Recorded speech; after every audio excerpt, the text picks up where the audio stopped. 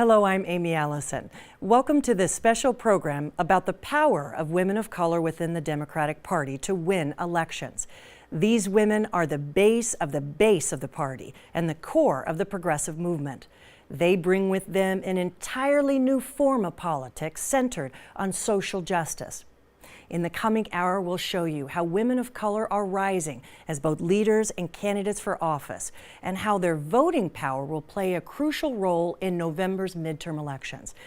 We'll also hear from some amazing women, Native American, Latina, Asian American, and Black, who are already leading the way forward to a more just and equal world. We'll talk with Ponka-We Victors, a member of the Tohono-O'odham Nation of Arizona and the Ponca tribe of Oklahoma, and the first Native American woman to serve in the Kansas legislature. Mary Gonzalez, state representative for Texas House District 75 and vice chair of the Mexican American Legislative Caucus.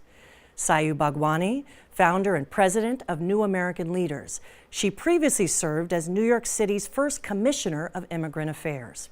And Kimberly Ellis, who revolutionized Democratic politics in California as the first African-American executive director in Emerge America's national network. This joint production of Free Speech TV and the Manhattan Neighborhood Network is coming to you from El Barrio Firehouse Studio in East Harlem, New York.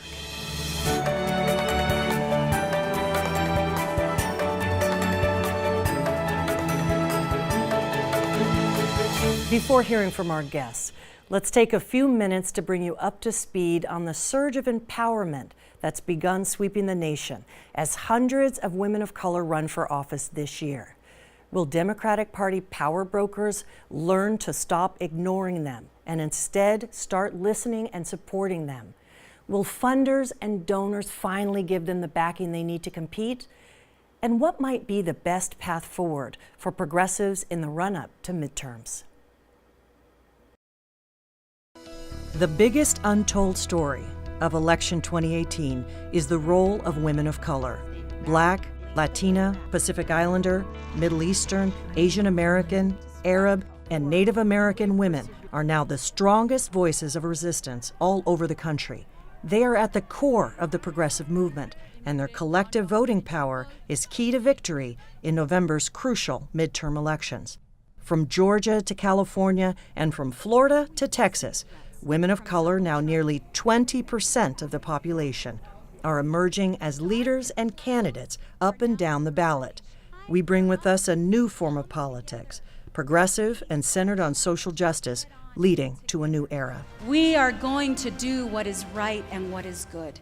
Ultimately, all discrimination, whether it's anti-woman or anti-black, all discrimination is anti-human. America wasn't ready for Shirley Chisholm, but it must now reckon with a new generation of political powerhouses. Our dreamers deserve rights and freedoms in this country. 98% of black women voters in Alabama supported Doug Jones last December, ushering in the state's first Democratic senator in a quarter century. I have always believed that the people of Alabama had more in common than to divide us. Yet Democratic power brokers are unwilling to admit that women of color now drive the political narrative. Indeed, the Democratic Congressional Campaign Committee's list of endorsed candidates does not include any of the black women running competitive primaries. Instead, they cling to the past and stand in the way, posturing to white moderates and ignoring those of us who are the foundation of the party. Funders and donors still deny women candidates, especially those of color, the financial backing they need to compete. But an undeniable momentum is sweeping the nation. A surge of inspiration, empowerment, and support is propelling hundreds of women of color running for office this year, and the millions who will be voting for them, driving the change we need. You know, the time for taking that vote for granted is over, and so I am hoping that it is a wake-up call. Recent elections prove that we need to trust black women and other women of color. Soon Democrats and progressives will face a major test. Will they rally behind Stacey Abrams, the Georgia gubernatorial candidate who could make history as the nation's first black woman governor? This is a historic race. If I'm successful, I change the Deep South. It's not just that the South, other than Virginia, has never elected a black governor. It's not that in Georgia we've never had a woman governor or a black governor. It's that in America we've never had a black woman as the head of state. That is absurd, and it is changeable. Abrams is already the first woman and person of color to serve as House Minority Leader in Georgia. Her platform appeals to a growing multiracial progressive bloc. Yet the Democratic establishment, in its zeal to court white working-class voters, is backing moderate white candidate Stacey Abrams, forcing a primary contest on May 22nd. And Abrams is not alone. Women of color seeking Democratic Party nominations are the most likely to face contested primaries. How long will Democrats continue to ignore our voices? My job is to convince Democrats, those who don't vote and those who voted for Barack Obama and then decided game over, that you can trust me, that the message I have and the means I will employ will help you change your life. Historically red Georgia is a new battleground state. Though no Democrat has won statewide in decades, rapidly changing demographics suggest Abrams can end this long losing streak. Black women make up 19% of Georgia's registered voters and 45% of Democrats voting in May. African Americans, together with voters from other communities of color, will become the state's majority electorate within 10 years. It's time to recognize Abrams as the future of Georgia politics. It's red in terms of our electoral politics. It is much more purple in terms of our demography and the way people live their lives. One of the reasons I'm running for governor is because I believe that we have to talk to everyone. The state of Georgia belongs to everyone who's there. Black women also delivered a Democratic victory in Virginia last year when 91% voted to elect Ralph Northam as governor. More than half of white women voted for Northam's Republican opponent, just as they supported Roy Moore in Alabama. Ever since those two races, black women voters can no longer be ignored. After Roy Moore's defeat, #ThankBlackWomen began trending. There were calls to thank us, support us, listen to us. Even DNC Chair Tom Perez joined in the love fest, calling black women the backbone of the Democratic Party. But the party soon turned its back. Women of color demand more than gratitude. We need leaders who represent our interests. Democrats and progressives now face their moment of truth. Will they invest in women of color as voters and leaders in 2018, or will they fall back on the same old strategy, spending millions on TV ads targeted at white swing voters, even after it led to crushing losses in state houses and Congress, not to mention the presidency itself? Of all the Democratic voters of color, more than half are women. Women of color must play a larger role in party politics. We are the base of the base, and we deserve more. We are going to have to stand up and make demands that will make this country worthwhile. As the Democratic Party's most active and loyal voters, we will lead it to wins in 2018 in Georgia and beyond, while also making history by electing a record number of women of color.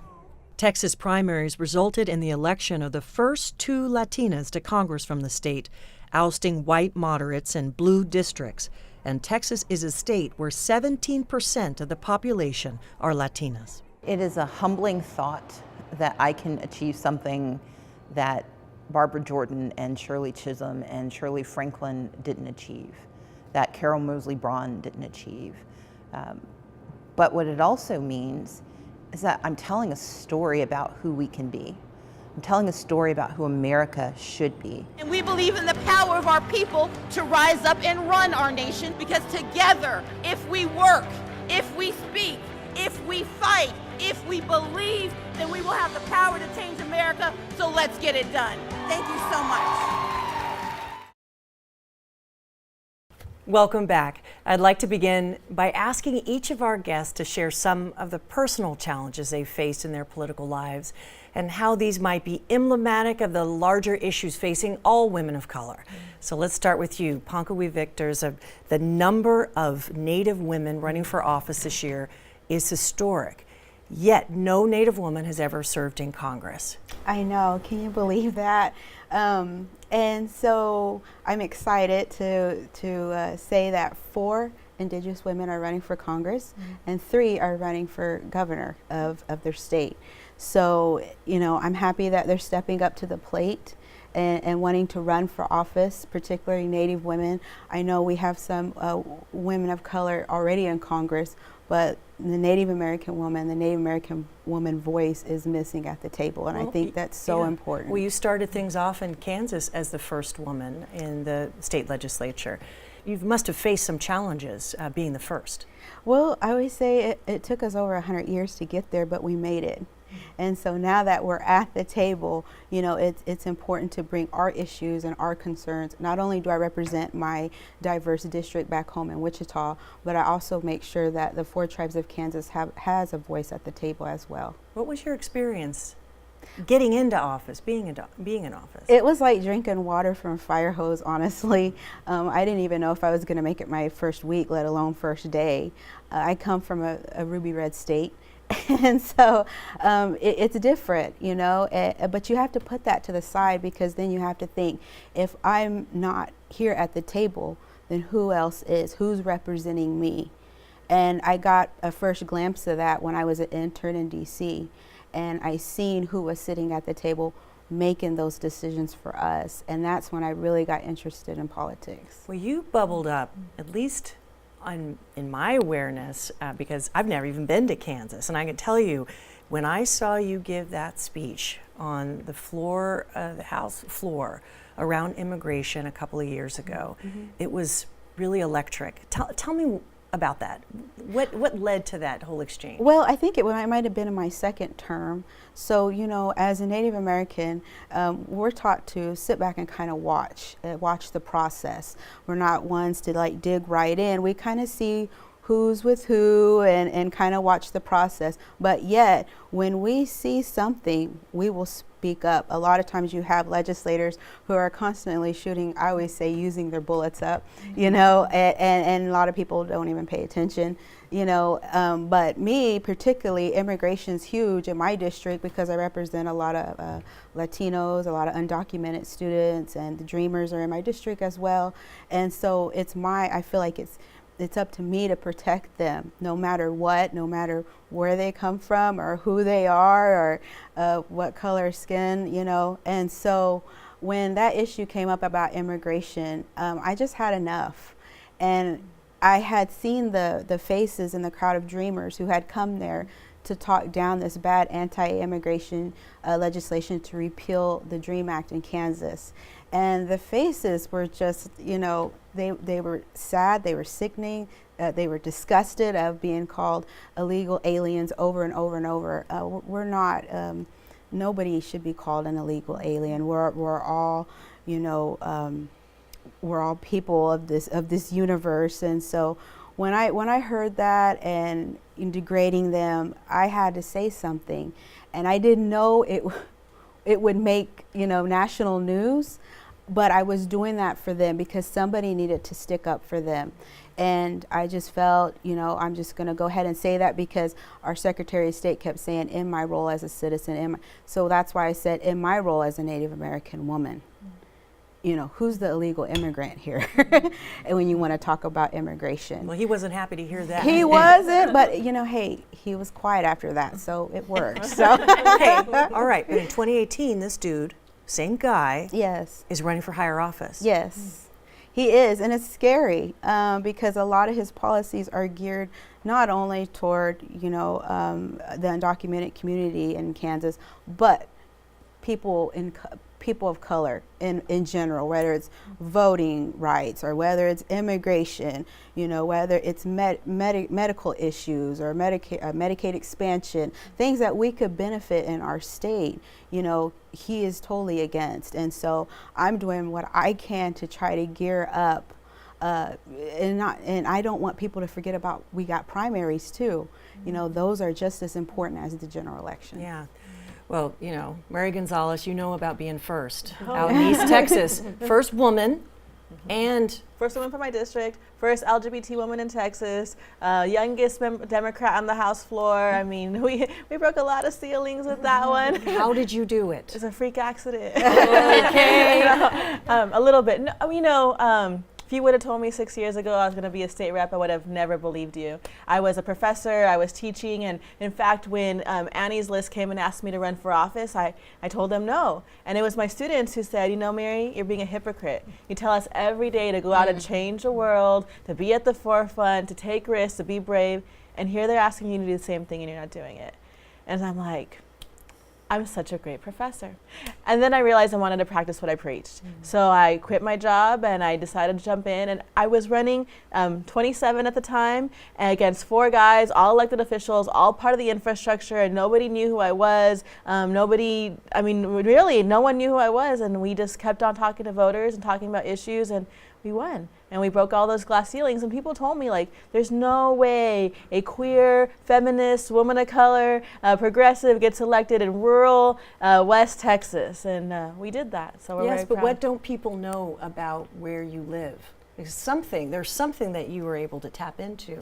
Well, I think the struggle is in my community for generations, for decades, people have been really encouraged not to be part of the democratic process, right? There has been ways in which to limit Latino vote, specifically on the border. And so I'm not talking about issues that they care about. So here you have someone who wants everybody to be engaged, is willing to go door to door, is willing to talk about issues like, for example, in my district, we have 263 colonias. These are communities that don't have sewer, water, some don't have electricity. When I talk to my colleagues across the state, I say I'm fighting for the right for my constituents to be able to flush the toilet. Like, that's what I'm fighting for, things that people take for granted every single day. I'm fighting for equity in public school funding. So I think what people didn't realize is that there was a thirst, a need for someone to talk about the real issues impacting my community, but really engage the community in a one-to-one level, not in an elitist way, in a very authentic, honest way to get to really talk about the things that they need done. Yeah.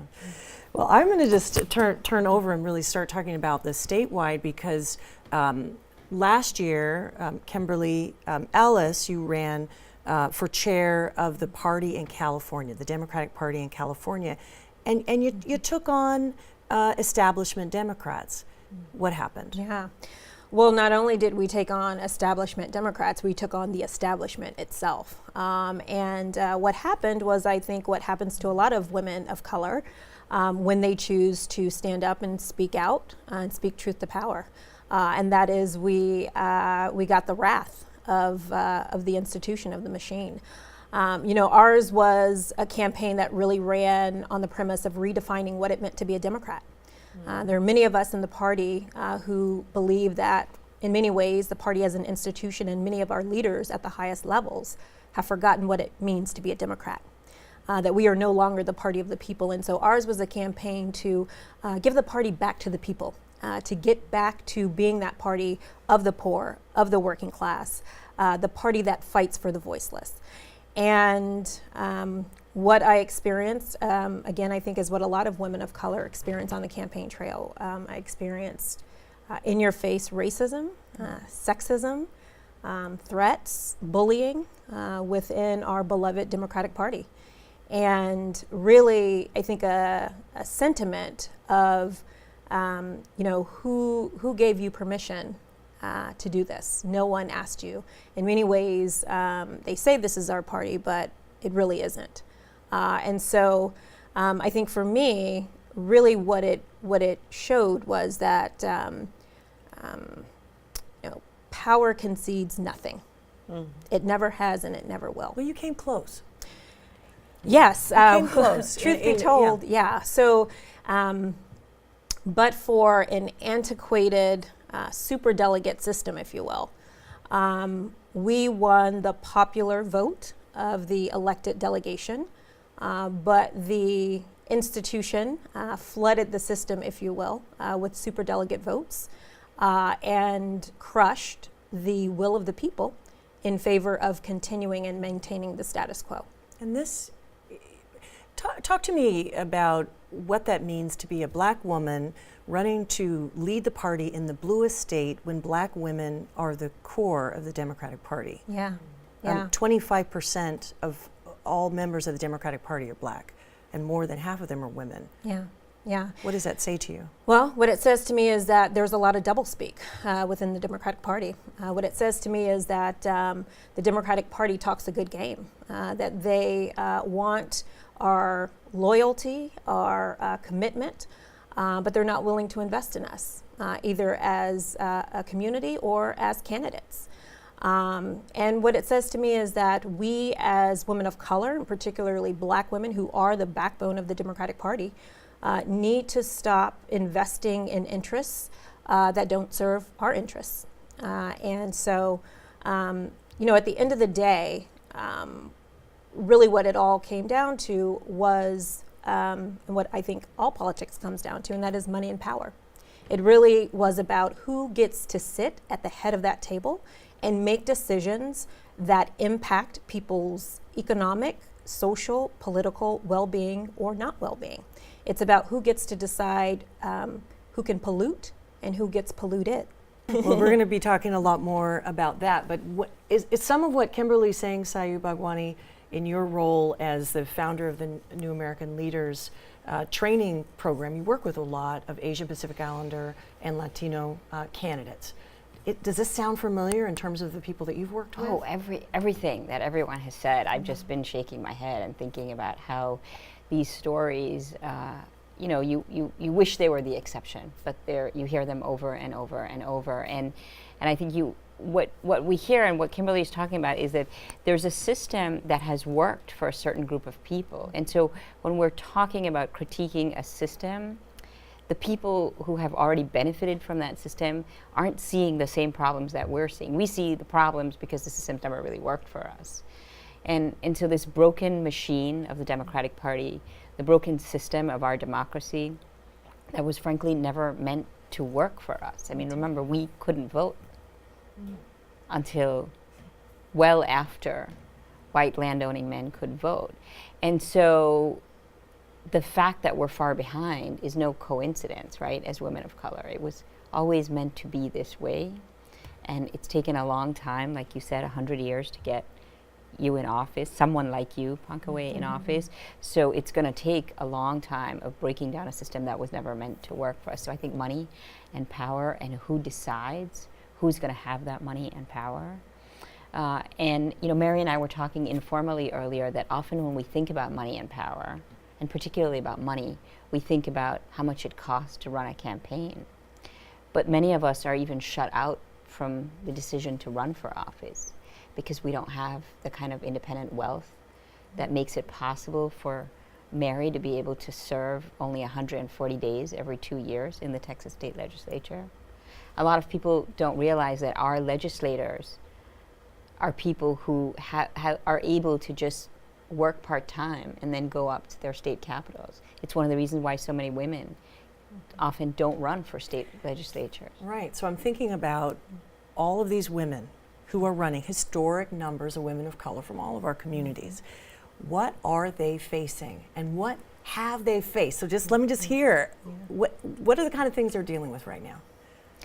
I just said last week we had a training, my organization, which trains first and second generation Americans to run for office. We had a women's only training last week, and someone asked about what to wear on the campaign trail. And I said, you know, you can't win because if you dress up, I talk to candidates and they say when they dress up, their constituents say, why are you so dressed up? Are you on a fashion show? Then I talk to others where the constituents say, well, you know, we want you to dress up more. You don't look like a council person. So you really can't win. So you just wear what you feel comfortable in and what you feel confident in, because that's one example. I hear that story across the board in different ways. Right. What else? Well, I mean, here's what I will say. I'm a little building on what all these wonderful women have said. I love the Democratic Party because I think it does create an avenue to create change. But what I think we ignore is that racism and sexism and heterosexism and classism and ableism and anti-Semitism our party is not immune to those things. So where is the strategy and the intentionality to say we're going to resist those things, and we're going to make sure that at the macro levels, we are actively working to break down those systems. At the micro level, so women like all of us can run for office, are being supported and uplifted. And so what are women of color dealing with in a campaign trail? They're dealing with everything from what do I wear? I mean, there was blogs about my weight, to what I drive, to they're dealing with the microscope on them, while at the same time trying to navigate the larger structures of racism and sexism. Yeah, well said, well said. All right, in a moment, we're going to take an in-depth look at how women of color are now setting the progressive agenda for the crucial midterm elections this fall, driving the change we need and leading the Democratic Party to victory while also making history. I'm Aimee Allison. You're watching a joint production of Free Speech TV and the Manhattan Neighborhood Network. Welcome back. I'd like to begin the next part of our discussion by asking Kimberly Ellis what the lessons that you learned that the progressive movement needs to learn based on your experience in California. Yeah.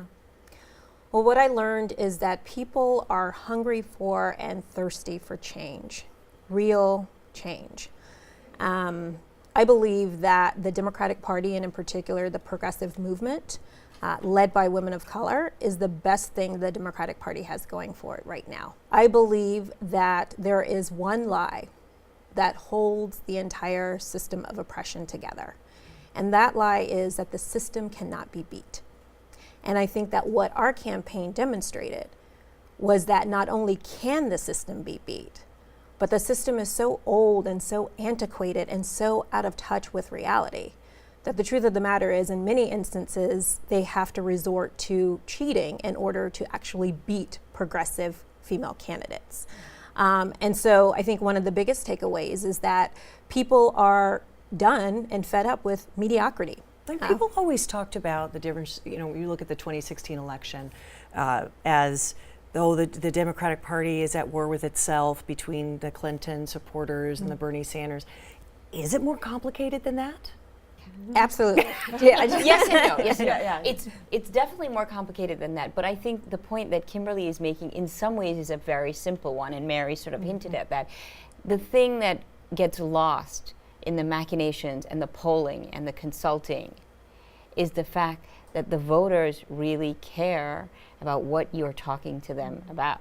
They want to understand that you care about them, and that you care about their issues, and that you are going to go there and stand up like Ponka-We did and fight for them when the time is right. We have a person occupying the White House. I'm just going to break it. Okay, we have a person occupying the White House. Person might not be the person right. is a stretch. Okay, occupying the White House, who uses racism, and he's backed by a whole lot of Republicans on the national level to whip up support, right?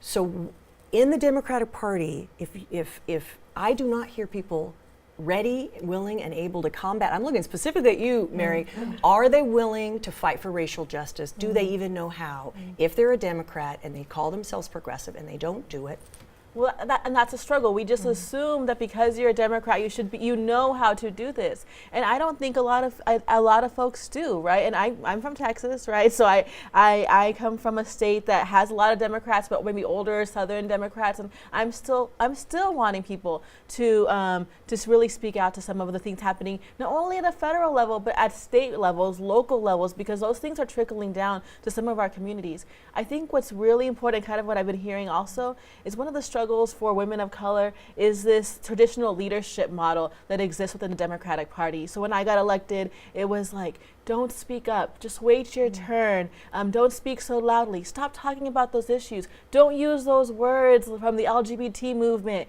And so there was a lot of trying to police my authenticity, right? When the people in my district needed authenticity. And so the struggle of balancing authenticity to be effective, but really wanting to be authentic to try to challenge traditional leadership styles, because that's the only way we're ever going to change things. Yeah, I mean, I was thinking about in red states where you have a Democrat like Connor Lamb, who just won the special election, who's a Democrat. I mean, the Republican he was running against was, if he gets an F, Connor Lamb, in my view, gets a C or C minus because he's not a progressive champion.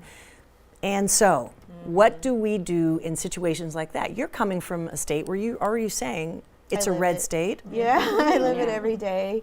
And so for me, what has worked for me is educate my colleagues. When we're discussing like Native American issues on the floor, I educate everybody, it seems, and it can get tiring, but before I'm at a party or what, I'm a Native American woman. This is who I am, and I can't hide it. And so I have to educate others, and yeah, I get some crazy questions, but I just have to, listen to what they have to say, and then I have to educate them on different things. Right. So that has helped me in Kansas, and you know what? It's worked because I've had the Indian tribes come to the Capitol, and I've even put it in law that the first Wednesday of the legislative session is reserved for them and their issues to talk with our legislators. So they look forward to it. Sometimes we bring in our Native American traditional foods for the legislators, and that they get more comfortable seeing us around the Capitol, because a lot of times they say, well, we don't see Native Americans here at the Capitol, they must not have no issues. Or we don't see Latinos here, they must not care. So we have to educate, and it works both sides too. I have to tell the tribes that it's important that your presence is there. Yeah, and it's like a yes and. Yes. We are talking about the kinds of candidates right now that are on the ballot in 2018. Often we're told, and in red states this is true of Democrats, but it's also in a place like California, okay, it's better to be a little bit softer, more moderate, more, to appeal to a broader, how do you, the whole debate within the Democratic Party, how do you make sense of all that? Where do you stand on that? Should we go hard? Be more moderate, more, Yeah, I think we should go real. I think we should be real, and I think that instead of talking about who has which letter behind their name, a D or an R, we should really be talking about issues that impact people across the board, regardless of what side of the aisle they're on. I think one of the biggest mistakes that the Democratic Party has made in the past several years is moving away from being a party that actually talks to people.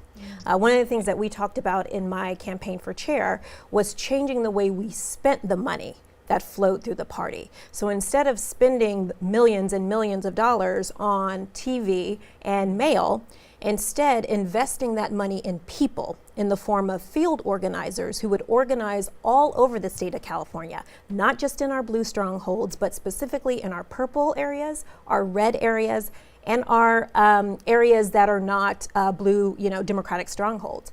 Knock on doors, talk to people about issues that affect their everyday lives. That is how you win over people, not just bringing back the people, because the truth of the matter is no party preference, decline to state, and independent registration is outpacing Democratic registration by 4 to 1.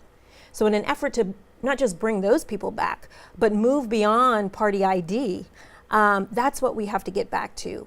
Being that party that isn't afraid to talk to people instead of the easy route, TV and mail and those kinds of things. Yeah. But it's about how do you spend your money? Yeah. Do you believe in investing your money in people, or do you believe in not investing your money in people? Right. Does that surprise you? I mean, the way that our food tastes are changing, we don't want some variation of the same old thing. And I think that applies even within the Democratic Party, the sort of, if we think about the 2016 elections, the options that we had, they weren't necessarily hugely radical, they weren't necessarily hugely authentic. I know that people thought of Bernie Sanders as very authentic, but for me, he wasn't representing something that I could get behind, because in the end he's going to run for president. Well, this again. Is, and so I think that I think Kimberly is stating this so beautifully. Like, it's actually a very simple issue. We need to listen to people. When people are voting for Mary, they're not thinking, oh, this is an LGBT Latina. They're thinking, this is someone in my district. Yeah, because I'm thinking about the vibrant movements, the Women's March, led by a multiracial group of women of color, even the the new March for Our Lives movement led by, right, the Dreamers. There's some amazing movements happening, and those are led by women of color, Black Lives Matter as well. So we have that in terms of movement. So I got to ask you, what's the women of color agenda, if we could define one right now? I think it's the same agenda my mother had for me as a child, right? Making sure we have great schools, healthy water. I mean, that's a real thing for a lot of people across the country. They still don't have access to clean water, doctors, and just really the basic needs. And I think that all these marches that you're talking about, that's just about safety, being alive, being able to be not scared of the police, whether you're an immigrant or whether you're a person of color, or whether you're any of the, just thinking more critically about the basic needs of human beings is, I think, really what women of color have always, not just now, but have historically been fighting for. And I think now we're just fighting for our table and in politics to get that work done. And then once you're at the table, you have to prove that you can sit at the table. Yeah. A lot of times it's good that we get everybody elected, but once you get there at the table, you have to prove to others that you're qualified to be there and that you have a right to sit there and have input on different issues that directly affect all of us. You mean being elected is not enough? You no, have to do no, it's a whole nother story. I always say the minute I come into a room, I always feel like 3 strikes are against me, which I think they're blessings, but others use them as strikes. I'm brown, I'm a woman, and I'm a Democrat in a red state. So I always feel like that's always on my back the minute I sit down at a table. But it also helps too to build those relationships with your colleagues so they can try to start seeing past the barriers, like, she is a pretty cool person, or she is okay, I might back her on this issue. Yeah, I would offer that a woman's agenda is an agenda that values humanity and that puts people and our planet first. One of the things that we talked about on my campaign was that as Democrats, we should fight for fairness and justice and equity for everyone. And we should not stop fighting for that until everyone gets that. And so one of the sort of pieces of pushback that I got was, California is the big blue progressive liberal bastion for the country. We have a supermajority in our legislature. All of our constitutional officers are Democrat. We have a Democratic governor. What more work is there to be done in California? I was asked. And then I had to remind them that even in big blue California, we still were number 1 in terms of poverty, number 1 in terms of homelessness. Kern County, which is in the Central Valley, has the worst air quality in the entire country. We send more of our citizens to prisons than we do to schools. There is much, much more work to be done in the state of California and in the rest of this country. And I think that a woman's agenda is an agenda that recognizes that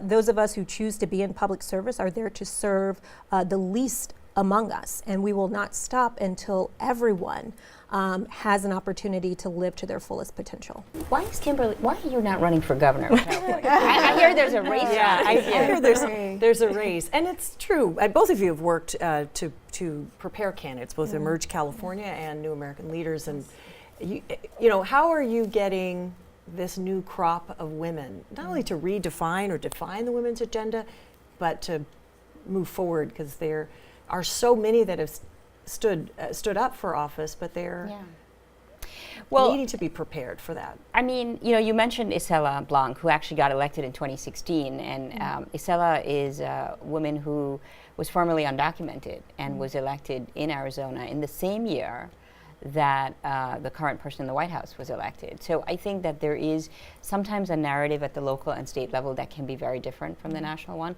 which is not to say that there's not racism or sexism.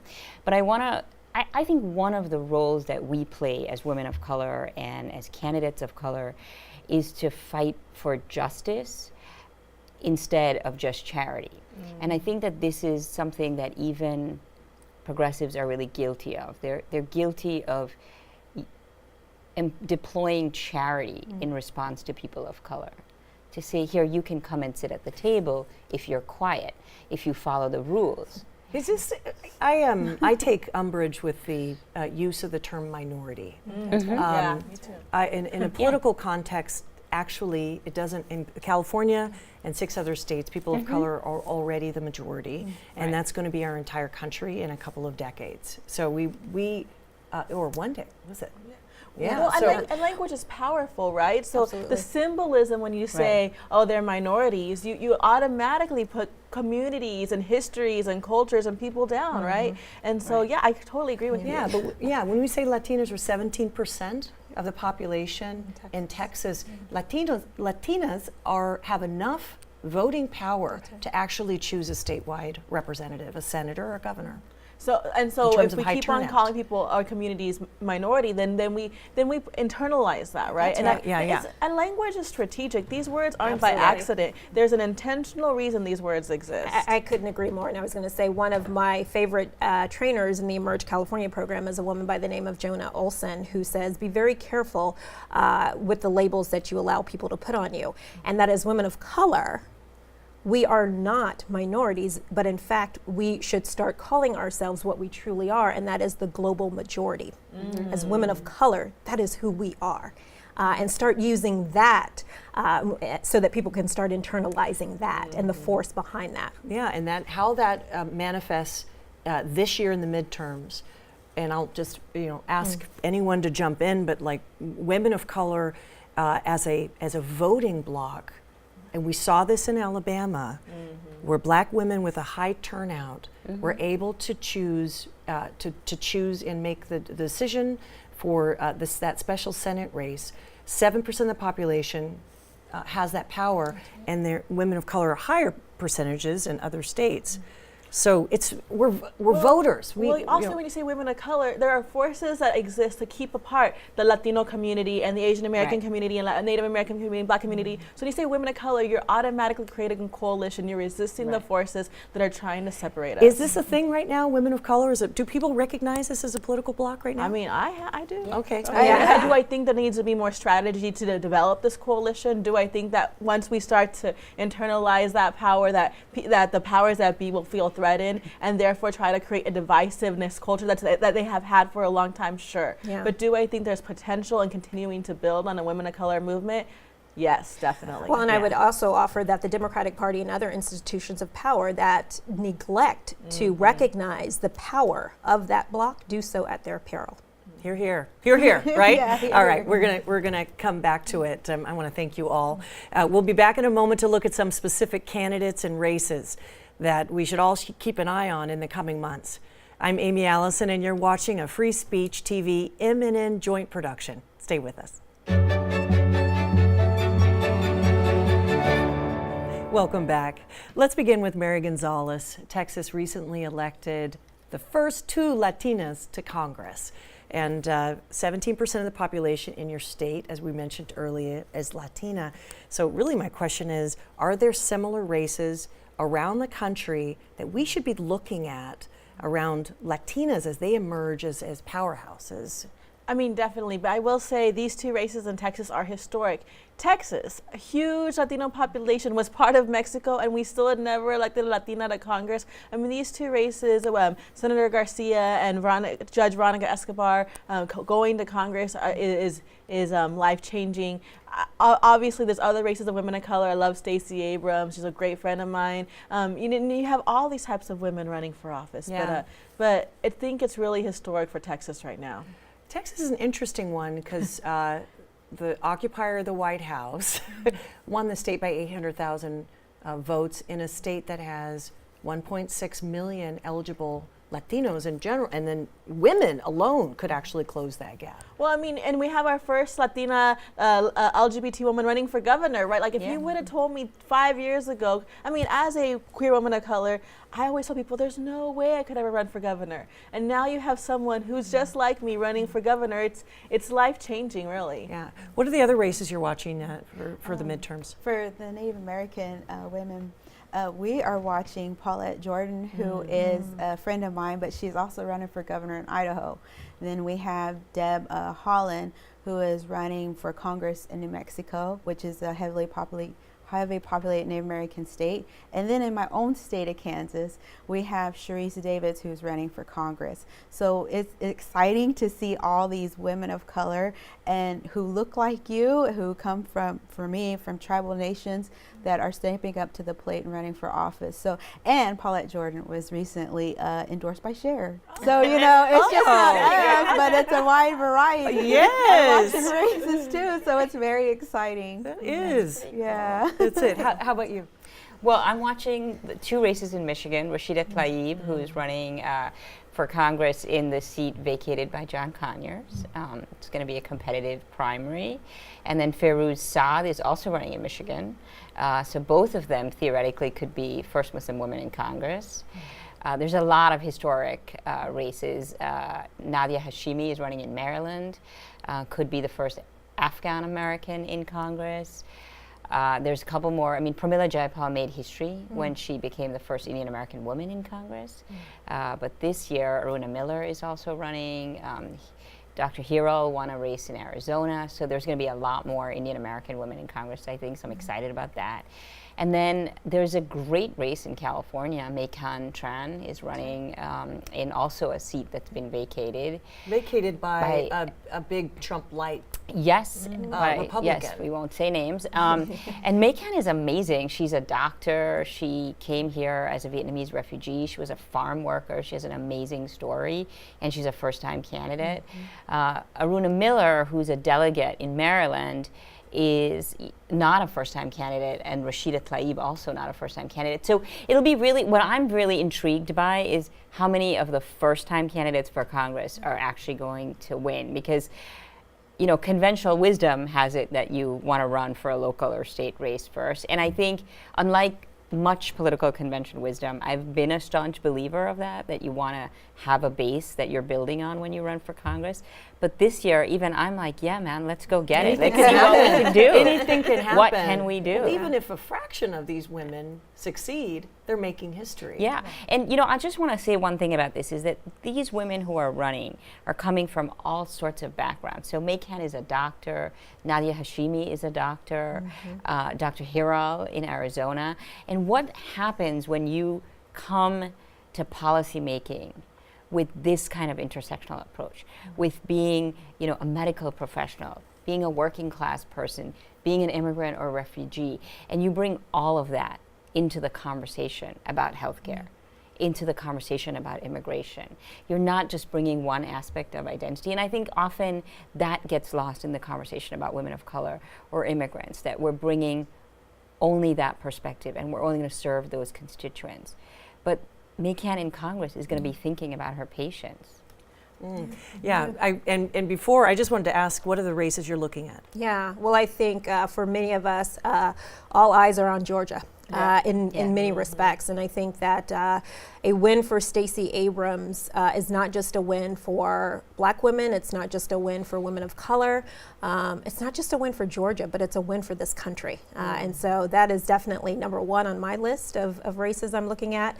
There's a young woman, Martisha Johnson, who is running for Nashville Public Defender, which is in my home state of Tennessee. There's also Pam Keith, who's running for Congress down in Florida. Lucy Macbeth is running for Congress in Georgia, and you may recall her son, Jordan Davis, was the young man who was murdered in the parking lot in Jacksonville, Florida, because someone disagreed with the music that he was playing. So I think it's incredible that this woman, who had a 30-year career with Delta Airlines, was led to activism through that act, and now wants to fight on behalf of other folks in her community. And then finally, I would say I really have a thing right now for women who are running for law enforcement positions. Right. So in my home state of California, we have Dinah Becton, who's running for district attorney in my home county of Contra Costa. There's Pamela Price, who's running for district attorney in Contra Costa County, and a firebrand, Genevieve Jones-Wright, who is running for DA down in San Diego. So a lot of incredible races all across the country. And a lot of focus, we'll talk about Congress, but these local races have so much impact on people's lives. So much. Especially Black and brown people. Yeah. So there's a focus on DAs. 95% of DAs are white and mostly male, mostly conservative. Yep. And so imagine these women of color running and winning in these seats. Yeah, and bringing a justice lens to the offices that they will hold. Yeah. Well, I think that's kind of what you were talking about, and how you've been talking about what women of color bring more than just identities. They bring all these other parts of themselves into it. And policy making should be complex. And I think lately we feel it should be simple just so people can understand. And I don't think people want that. I think they want complexity because that's what that's what it actually solves problems. And one of the struggles I had when I came into office is people couldn't get beyond that I was LGBT, or that I was young, or that I was Latina. And I had to really make them see, well, I'm also an academic. I'm also a farmer. I'm also the daughter of, a Republican and a Democrat, and the oldest of 11. Some of these ways in which we put women of color in boxes dehumanizes them in some ways. So we have to be really careful to uplift them, but not let their identities dehumanize them, and allow them to be their holistic selves, to humanize them so they can create humanistic policy. Yeah, well, it sounds like the very thing that was looked at as a weakness is actually the strength. In this modern day, right now with what we're facing across the country, it's the great strength. All right, well, I want to just talk about what a women's agenda really looks like. And if we talk about intersectionality, which is really what you're suggesting, Professor, sometimes people don't know what intersectionality is. How would you explain it in a simple way? I'll say, I think often people think about intersectionality as being related to one's identity, having different sort of, woman of color, woman, immigrant, etc. And I don't think that that is entirely wrong, but I also think that it's the approach that you bring to your work and your policy making that's really critical, because I can be all of these things and not choose to lean into them. So for me, and I really follow Rinku Sen, who is a great thinker on these issues, I feel that the most important part of it is the approach. The fact that you're bringing an intersectional approach. Pramila talks about, I'm not an immigrant on Tuesday and a woman on Monday. I'm getting my days of the week wrong. But you bring all of that together when you're making a decision about policy making. One last thing I'll say is when I was serving as Commissioner of Immigrant Affairs for New York City, often what would happen is people would come to the office, other city officials, and say, well, we have this policy and we just want to translate it in 3 languages so that communities can understand this new health policy. And that's an example of something that can be very, it is very dehumanizing, because it takes something that hasn't been thought through with an approach that reflects the realities of people who might be concerned about interacting with the health system, might not speak the language, but might have additional concerns, and just translating something does not solve the problem.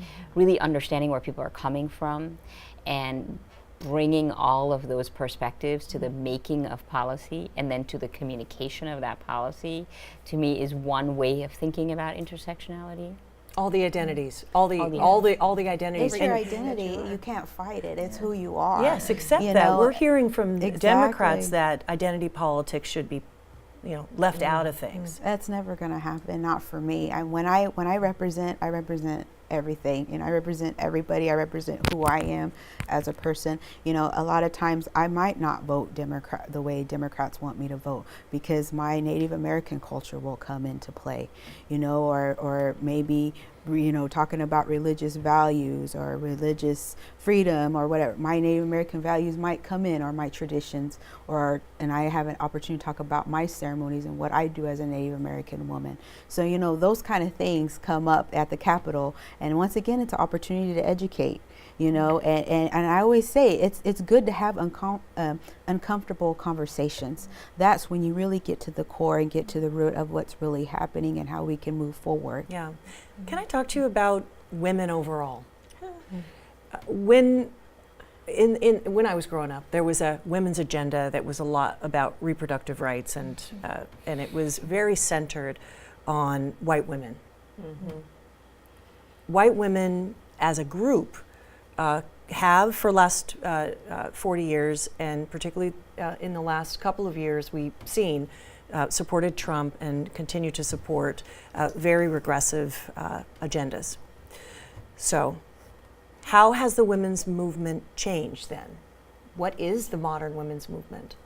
Yeah, well, one could argue that it hasn't changed much. I think that one of the things that I love what you just said about difficult conversations. One of the mantras that we had on my campaign was having the courage to facilitate difficult conversations and tell hard truths. And the hard truth of the matter is that the women's movement and community as it stands today has a lot of work that needs to be done. There are a lot of hard truths and difficult conversations that need to be had with our white sisters, quite honestly. Truth be told, when it comes to women of color in politics, in many instances, it's not the men who are our worst enemies, it is white women. And so being confident enough in ourselves and who we are and what we stand for to facilitate those conversations, because I believe that we will not be able to talk around these issues, under these issues, or over these issues. We're going to have to talk through these issues. And until we have those kinds of conversations within the women's community and within the women's movement, we will continue to be a stalled movement. If our white sisters will not come on board, move back, make room at the table for us, we will create our own tables and we will start leading without them. Yeah, I think you're completely right, and I think it talks about the complexity of intersectionality. And so, for example, when you said there's folks in the Democratic Party who want to get rid of identity politics, right?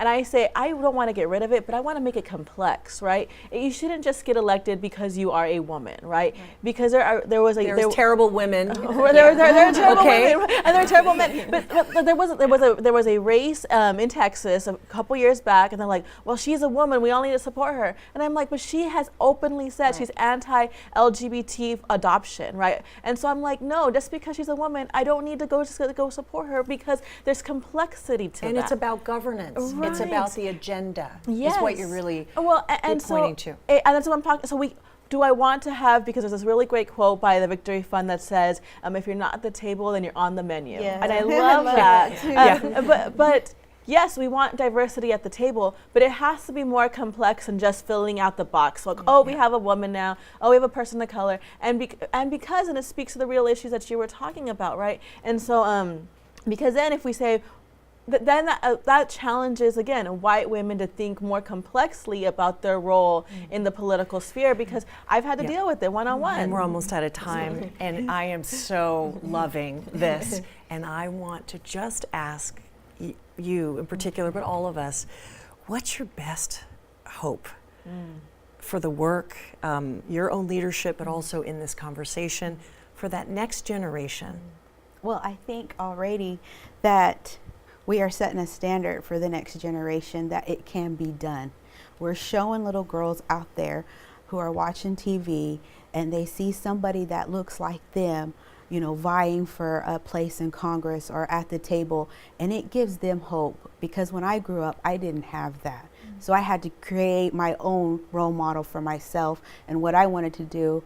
And now that I'm here, I'm hoping that I can help bring up another little girl like me or who looks like me and encourage them that they can do it. If I can do it, I didn't grow up rich, I didn't grow up going to private school. I grew up poor, but I'm not ashamed of that, because it brought me here and I'm humble about it. So if I can do it, you can do it. Thank you so much. We're just about out of time. Just please join me in thanking our wonderful, amazing, stellar, and brilliant guests on this joint production of Free Speech TV and the Manhattan Neighborhood Network. Thank you, Ponka-We Victors, for your insights about the Native communities long marginalized by the U.S. voting laws, but now moving into mainstream politics. Thank you, Mary Gonzalez, educating us about how the Latino community has awoken and is roaring and is coming into life and leadership, thanks to, in large part, to Latinas just like you. Sayu Bhojwani, thank you so much for helping to lead the movement for an inclusive democracy by preparing first and second generation Americans, many of them women, to gain elected office. And thank you, Kimberly, Ellis, for your efforts to increase the number of Democratic women leaders from diverse backgrounds in public office through recruitment, training, and network, and for your own courageous run in California. From the Manhattan Neighborhood Network studios in El Barrio Firehouse in East Harlem, New York, I'm Aimee Allison. Thanks so much for watching.